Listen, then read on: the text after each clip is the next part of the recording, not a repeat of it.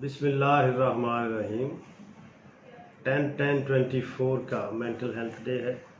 میں ڈاکٹر عبدالشکور ہوں۔ تو اس موقع پہ میں کچھ میسیج دینا چاہ رہا ہوں، جس میں خاص طور پہ میں اپنے فیلڈ کے لوگوں کو زیادہ اور باقی جو سننے والے ہیں سب کو انشاءاللہ فائدہ ہوگا۔ تو اس دفعہ کا تھیم ہے prioritize mental health at workplace. جہاں ہم لوگ کام کر رہے ہیں، جو ہماری آرگنائزیشنس ہیں، وہاں پہ جب ہم کام کریں تو کام کرنے کی جگہوں پہ اپنی اور دوسرے کے ذہنی احساسات کا خاص خیال رکھا جائے، احترام کیا جائے، اور دوسرے طریقے سے بھی ہم اس کو کہہ سکتے ہیں کہ embrace your mind, be kind. ہر بندے کو چاہیے کہ اپنے مائنڈ کو بالکل کنٹرول میں رکھیں تاکہ دوسروں کا خیال کیا جائے۔ اگر یہ سب لوگ اس کا احساس کریں تو ورک پلیس پہ کسی شخص کو کوئی دل آزاری نہیں ہوگی،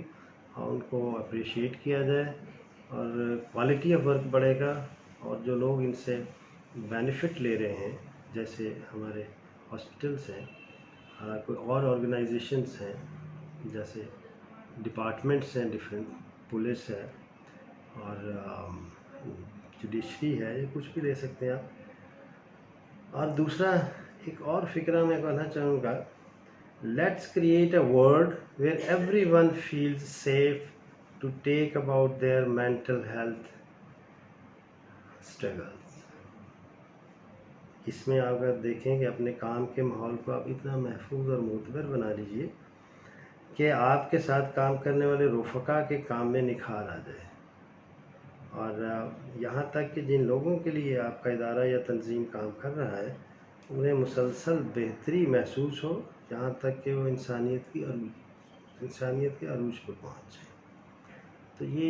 سب لوگوں کا ایم ہونا چاہیے جو وہاں کام کر رہے ہیں، اور خاص طور پہ جو سینئر ہیں جونیئر کا احترام کریں، جونیئر کو ٹینشن نہ دیں، اور جو جونیئر ہیں وہ اپنے کام سے کام رکھیں اور بہترین کام کریں، تو انشاءاللہ سارا فائدہ ہوگا۔ اب اس سارے جو ہے سینیریو اور تھیم، اس سے میرے ذہن میں جو بات آ رہی ہے، آپ سب لوگ جو دانا ہیں، عقل مند ہیں، جو ساری دنیا کا ایک تصور لیے ہوئے ہیں، تو آپ یہ نہیں کہہ سکتے کہ ساری دنیا ایک ورک پلیس ہے۔ اور آپ کو یاد ہوگا کہ اب ہم ساری دنیا کو ایز اے ورک پلیس لیں تو ہمارے ذہنوں میں ابھی کووڈ-19 کے اثرات نکلے نہیں ہوں گے۔ ایز اے ڈاکٹر مجھے تو سب یاد ہے کہ کووڈ نے کتنے لوگوں کو جو ہے موت کے نیند میں سلا دیا، اور لاکھوں، اور میرا خیال ہے کافی لوگ جو ہے وہ موت کا شکار ہوئے۔ اور اس کے علاوہ وائرس ایسی چیز تھی یہ کہ اس نے جسم کے ہر اعضاء پہ عمل کیا، یعنی every organ of the body was affected, اور اسپیشلی برین۔ اس میں جن لوگوں کو ہوا ہے، کووڈ ہوا، ان کو انگزائٹی زیادہ ہو گئی، ڈپریشن زیادہ ہو گئی، سائیکوسز ہو گئے، اور ڈیلیریم میں چلے گئے، ڈیمنشیا ہو گیا، اور جو لوگ اس میں جو ہے چلے گئے، ڈیتھ ہو گئی، اس کے جو فیملی ممبرس تھے ان کو کتنا سٹریس سے گزرنا پڑا۔ تو گویا کووڈ-19 نے سب دنیا میں سب انسانوں کے ہر اعضاء پہ اثر کیا برا، اور وہ لوگ جو ہیں اس کو فیس کرتے رہے، اور آخر جو ہے کئی دن اور کئی عرصہ لگ گئے اس سے نکلنا رہے۔ اب اسی مثال کو لیتے ہوئے آج کل آپ دیکھ سکتے ہیں کہ یو ایس سے اسرائیل جینوسائیڈ اس وائرس سے بھی زیادہ دکھ پہنچا رہی ہے ساری دنیا کو، اور خاص طور پہ مسلمانوں کو۔ دیکھو فلسطین میں بچے مرڈر ہو گئے، بچے زخمی ہو گئے، خواتین مرڈر ہو گئیں، ان کو انہوں نے جینوسائیڈ کر دیا اسرائیل نے، اور ان کے کاروباری مراکز تباہ کر دیے، اور ان کا دوسرے لفظوں میں جینا حرام کیا ہوا، اور سال پورا ہو گیا، سال سے بڑھ گیا۔ ریزن آپ اگر دیکھ لیں تو اس میں ماربڈ جیلیسی اگینسٹ مسلم کے سوا کوئی پرابلم نہیں ہے، اور یہ وہ ملعون قسم کی قوم ہے یہودی، جو ہمیشہ سے ملعون رہی ہے، اس کو استعمال کر کے یو ایس اے پینٹاگون نے، جو کہ پیرانوئڈ جیلیسی مسلمانوں کے خلاف رکھتے ہیں، آپ کو یاد ہوگا کس طرح عراق کو تباہ کیا، مصر پہ حملے کیے، لیبیا کو اڑایا، شام کو اڑایا، اور دنیا کے غریب ترین ملک افغانستان کو اس یو ایس اے پینٹاگون نے 20 سال ڈیزی کٹر مار مار کے بچے عورتیں سب کو جو ہے تباہ و برباد کر دیا، اور آخر جاتے ہوئے ان کے جو 4 پیسے تھے ان کے خزانے میں وہ بھی لوٹ کے لے گئے۔ اور یہ اذیت کیا مسلمانوں کے لیے ہے؟ کیا یہ پیرانوئڈ جو سچویشن ہے پینٹاگون میں، اس کا کوئی علاج ہے؟ ہمیں سب سیکیٹرسٹ کو، WHO کو اور ورلڈ سیکیٹرک ایسوسی ایشن کو مل کے کیا ان کا علاج نہیں کرنا چاہیے؟ میرا یہ بالکل